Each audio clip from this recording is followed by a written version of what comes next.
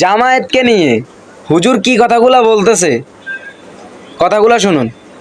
দাড়িওয়ালা টুপিওয়ালা এই মৌলবী নামের ঠাকুরগুলো পূজা মণ্ডপে যায়, তো মানুষ তো নামাজ ছাড়ছে, এরপর ইসলামও ছেড়ে দিবে। তা তোর এত প্রীত হিন্দুদের জন্য তুই তোর মা বোন বিয়ে দে। আজানকে তার সাথে তুলনা দিয়ে ওই নেতা আখেরাতও হারাইছে, দুনিয়াও হারাইছে, ভোটও গেছে। যার আগে 16 বছর ছিল সেরেক করছে, তখন সেরেক হইতো, আর এখন সেরেক করলে সেরেক হবে না। ভাই আমি কি বেশি বললাম? যে মৌলবী সাহেব দাড়ি আছে, টুপি আছে, জুব্বা আছে, কুর্তা আছে, পূজা মণ্ডপে গেল, ওইটা কি মৌলবী না ব্রাহ্মণ? ঠাকুর। ওটা কি ঠাকুর? দেখেন, ঠাকুর ব্রাহ্মণদের পিছে ঘুরবেন না আল্লাহওয়ালাদের পিছে ঘুরবেন? নিরাশ হবেন না।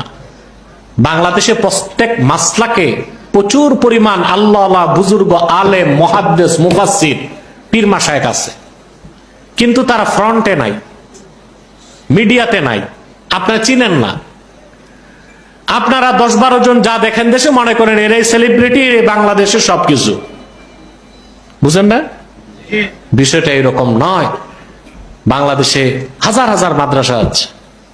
এই মাদ্রাসাগুলোতে মুহাদ্দিসগণ দিনে হাদিস শরীফ পড়ান, রাতে